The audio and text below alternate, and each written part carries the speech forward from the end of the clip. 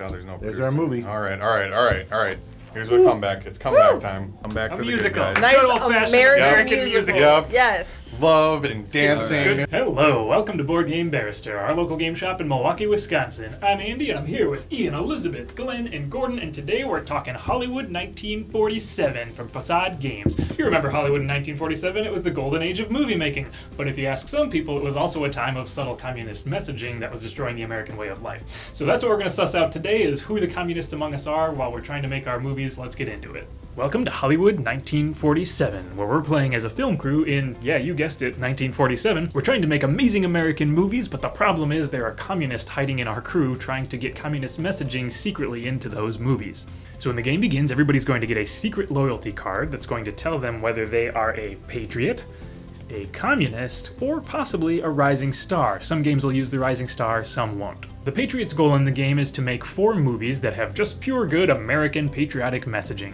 The communists want to get 4 movies made that have secret communist messaging scattered throughout them. The rising star's goal, if you have one in your game, is to make it so that the communists and patriots basically tie each other at the end of the game so that only the rising star wins alone. So everybody's got their secret loyalty card. They're going to look at that but not show anybody else at the table what it is. But also everybody has a job to do on this movie, so we're going to deal one face-up job card to everybody at the table, and the rest of the jobs are going to live in the middle of the table and be available for the rest of the game. The last thing we need to do is give a die to each player that's going to tell us whether they have influence over the current movie or whether they've been blacklisted, and everybody's going to start the game by rolling that die.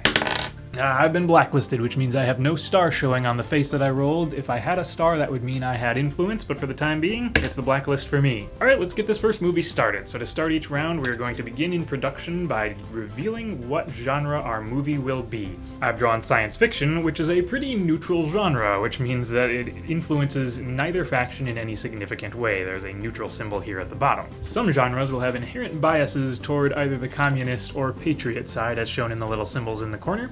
But for our science fiction film, we're starting out equal.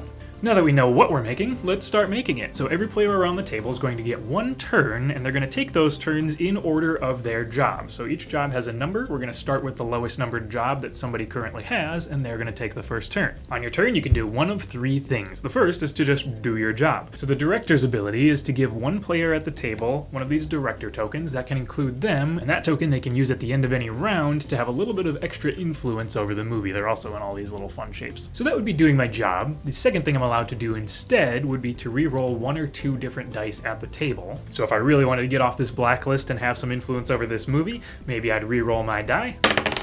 And I still end up on the blacklist. There's a little bit of luck involved there, but then I could re-roll somebody else's as well if I thought they were also on the same side as I was, and try to get them in the game. And the last thing you're allowed to do instead of the other 2 would be to get a new job. You can look at all the jobs available in the center of the table, and if I just wasn't feeling this director thing, maybe I want to be a gaffer instead. It's a little bit lower pressure. I would swap for that gaffer card. That takes my entire turn, so I don't get to use the ability on this card right away, but coming next round, I'll be the gaffer. Alright, so that's production. We've all taken some degree of influence over what the table looks like, who's got what jobs, who's blacklisted and who's not, and now we are going to go to post. To start the game, everybody will have been given 3 propaganda cards in their hand, all of which has various numbers of patriotic or communist symbols, or a neutral one in this case. And during post, every player that has a star on their die gets to play 1 card into the current movie. This is all secret information, but why don't I just sneak this one on in there, and everybody else is going to put their cards in as well. And then once everybody with a star has put a card in the center, we're going to put 1 more random card from the top of the deck in the middle. We'll shuffle those up, and then before we look at what they are and which team has more, 1 random card is going to get discarded. It could be a very influential card somebody had played, but we'll never know because all the discards in this game are always face down. So we're going to put that far away where we'll never look at it, and no matter what anybody says, we are not going to know what that card is till the end of the game. Then we are going to reveal the cards that are still in the pile, count them up, and see which team won. Now, a majority wins you this movie, so in this case the communists win by far, which means I'm going to take this little overlay, put it over that movie, keep this off to the side so we know the communists have won this movie here, and that's 1 win for the communists out of the 4 they need.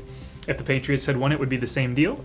And if it's a tie, the Communists still won. That's good enough for communism. So it's up to the Patriots to figure out who among them is lying and make sure that they blacklist them so they don't have a say in the movies, get as many patriotic symbols in as they can, and try to preserve the patriotism of the American people. Of course, all of the jobs and special abilities will have various effects on the production process and which cards get played. The screenwriter, for instance, interferes with the first step where we see what genre we're making. They look at 2 cards secretly and they get to decide one of those to be the movie we're making along with its symbols. So they actually get to have a big influence on the movie before it even gets started. Those director tokens make it so that a blacklisted player can still put in a card, or if a player isn't blacklisted, they could put in 2 cards if they spend their director token. So there's all sorts of cool abilities we'll be using to try to influence the table and make sure our team wins it in the end.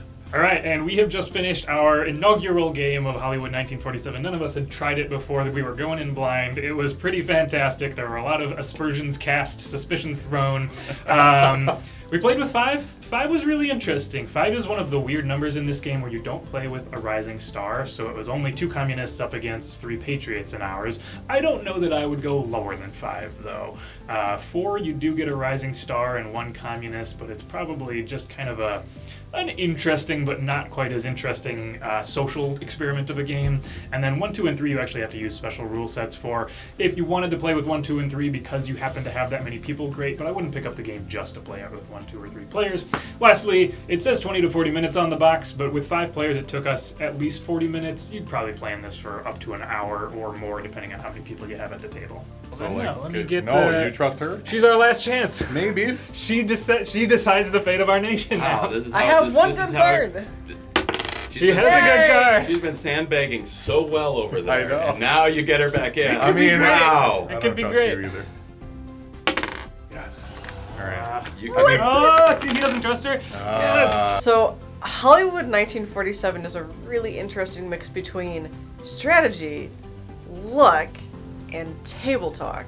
It doesn't necessarily have the panic paranoia of like a witch hunt werewolf game, but it does have that sort of feeling of like I'm in a group think and I'm getting dragged along for the ride, and how do I get out of, either this suspicion or what have you. So it's really interesting to see the interplay of these 3 elements in one game where all the elements of luck, strategy, and convincing other people are all 3 very strong. It's got all the suspicion, bad guys among you feel. We have to interact in interesting ways and see who's trying to sway things in weird ways, like a Secret Hitler or a werewolf game would.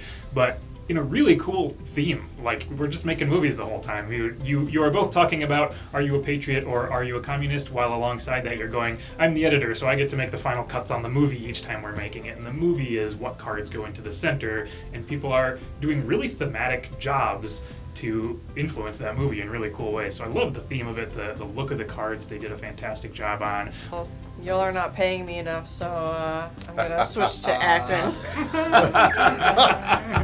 I'm going to become an actress. John Williams gets in front of the silver So screen. the 3 of you can have to put cards in. And last thing I'll say, things about this game that I think puts it a step above a lot of the stuff in this genre of bluffing and deception games is that you're never out of it.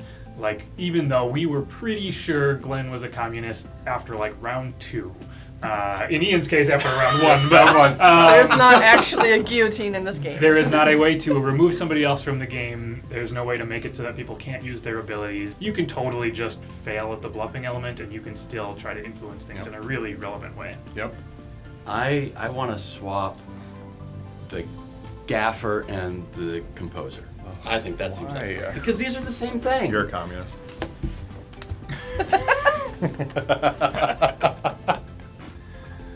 He might be. Yeah, I think he might be after that round. He used yeah. my token, and then there were 2 He's communist been way cards too in the mix, secretive yeah. for it. Yeah, there's no way he's not. I mean, So I'm a huge fan of like bluffing and deception games because I am loud and I talk good.